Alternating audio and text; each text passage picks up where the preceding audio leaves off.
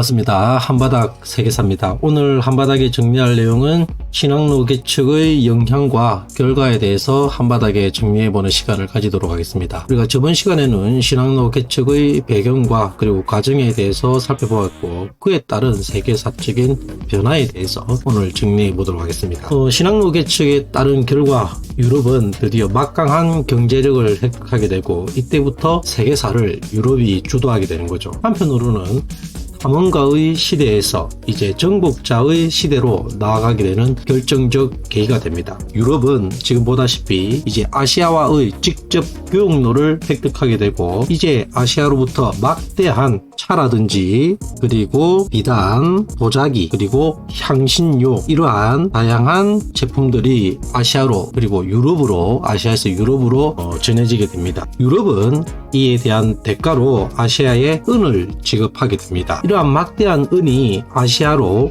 지출되게 되고, 아시아에 지출되는 은은 어디에서 충당을 하게 되냐면 바로 아메리카 대륙에서 충당을 하게 됩니다. 새롭게 발견한 이 아메리카 대륙을 정복하고 난 이후에 막대한 양의 금과 그리고 은이 유럽으로 유입되게 되고, 이러한 금과 은 외에도 신작물이라고 할 수 있는 옥수수, 그리고 담배, 설탕, 사탕수수가 되겠죠. 그리고 감자와 같은 새로운 신작물들이 아메리카 대륙으로부터 유럽으로 들어오게 되는 겁니다. 아메리카에서 들어오는 이런 신작물들은 유럽에서 큰 인기를 끌었고, 또한 막대한 이익을 남겼기 때문에 이 아메리카 대륙에서는 대규모 작물을 재배하는 이러한 농업을 무슨 농업이라 부르죠? 바로 플랜테이션 농업이라 부르죠. 바로 이 플랜테이션 농장이 크게 유행을 하게 됩니다. 하지만 이 플랜테이션 농장을 운영하기 위해서는 막대한 노동력이 필요했고, 이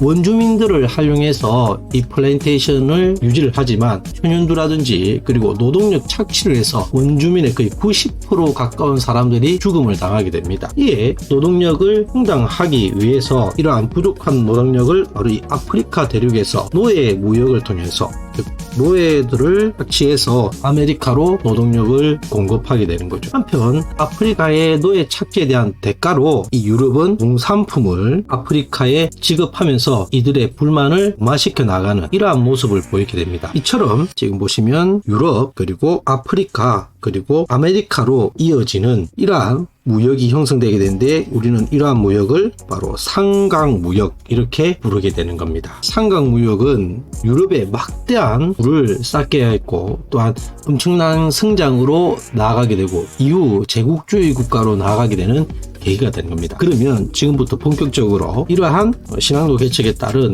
각 대륙의 변화의 모습을 구체적으로 한번 살펴보도록 하겠습니다. 먼저 유럽부터 살펴보면 교역의 중심지가 이제 변화되게 됩니다. 여기 보시면 교역의 중심지가 기존에 지중해였죠. 그러나 이제 대서양으로 교역의 중심지가 변화되게 됩니다. 지중해에서 어느 지역으로 대서양으로 교역의 중심지가 변화되게 되고, 그에 따라서 16세기에는 포르투갈이라든지 에스파냐와 같은 나라들이 성장을 하게 되고, 후발주자로는 17세기에 네덜란드, 그리고 18세기에 영국이라든지 프랑스 등이 이러한 대서양 무역을 주도하게 됩니다. 조금 전에도 살펴보았다시피 아메리카 대륙으로부터 많은 새로운 작물이 유입되게 됩니다. 새로운 작물이 유입되게 된 거죠. 그래서 대표적인 작물로 옥수수, 감자, 설탕이라든지 담배와 같은 이러한 신작물들이 아메리카 대륙에서 유럽으로 유입되게 되고, 또한 이러한 신작물뿐만 아니라 은과 그리고 은이 유입되게 되는 거죠. 하지만 은과 은의 유입은 새 가치의 하락으로 이어지게 되고, 또한 물가 상승으로 이어지게 됩니다. 이러한 영향으로 해서 나타난 사회 변화로 바로 우리는 이것을 무엇이라 부르냐면 가격혁명이 나타났다, 이렇게 부르게 됩니다. 즉 금과 은의 막대한 유입으로 인해서 물가 상승과 화폐 가치의 하락은 기존의 여러 가지 변화적인 모습으로 이어져서 가격혁명으로 이어지게 되고,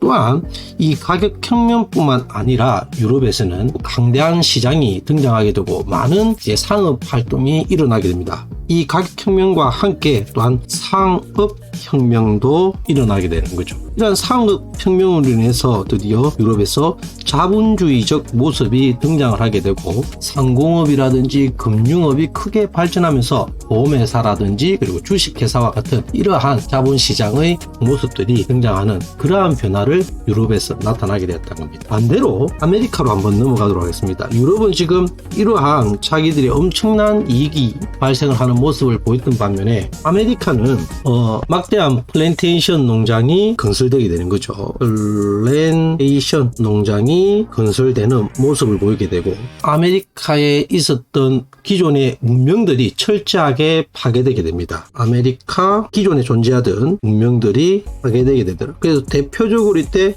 파괴된 문명들이 멕시코 인근에 있었던 아즈텍 문화라든지 그리고 잉카 문명 등이 하게 되는 거죠. 특히 아즈텍 문화 같은 경우에는 에스파냐의 코르테스에 의해서 군인 500명에 의해서 연이 파괴되고 되고 잉카 문명 같은 경우도 피사로에 의해서 180명 정도의 군사에 의해서 아주 소수의 군사들로 인해서 이렇게 강력하고 오래된 문명이 하게 되는 그러한 모습을 보이게 되었다. 이게 어디에 변화가 되겠다? 아메리카 대륙의 변화의 모습이 되겠죠. 그러면 아프리카에서는 어떠한 변화가 나타났느냐? 지금 막대한 노동력이 아프리카에서 아메리카로 노예화되어서 이주하게 되는 거죠. 그러면서 아프리카에서는 노예 무역이 성행하게 됩니다. 이러한 노예 무역으로 인해서 인구의 수가 급격하게 줄어들게 되고 또한 많은 남자들이 이렇게 플랜테이션 농장에 노동력을 제공하기 위해서 끌려갔기 때문에 성비 불균형이 나타나게 됩니다. 성비 불균형이 나타나서 남자의 수가 급격하게 줄어들고 여자들이 많이 존재하는 이러한 모습을 보이게 되고 또한 이러한 사회적 변화 속에 부족 간 갈등도 발생하는 이러한 모습을 보이게 되었다. 그래서 정리를 해보면 신학로 개척에 따른 영향 그리고 변화의 결과를 보면 유럽과 아프리카와 아메리카를 잇는 삼각 무역을 통해서 유럽은 막대한 물을 획득하게 되었던 거죠. 그에 따라서 유럽에서는 어떠한 변화가 나타났다? 교역의 중심지가 변화되게 되고 또한 신작물도 들어오고 금과 은도 유입되면서 가격혁명 체크해 두셔야 됩니다. 가격혁명과 그리고 상업혁명도 나타나게 되었고 이러한 변화 속에 자본주의적 사회의 모습이 등장하게 되었던 겁니다. 반대로 아메리카와 아프리카는 엄청난 피해를 입게 되는데 아메리카 같은 경우에는 기존의 문명들이 아즈텍이라든지 잉카 문명이 파괴되게 되고 또한 아프리카에서는 이 노예 무역으로 해서 인구수가 급감하고 또한 부족한 갈등이 발생하는 이러한 변화의 모습을 보이게 되었더라. 그래서 오늘은 신학로 개척에 따른 영향과 결과에 대해서 살펴보았습니다. 다들 수고하셨습니다.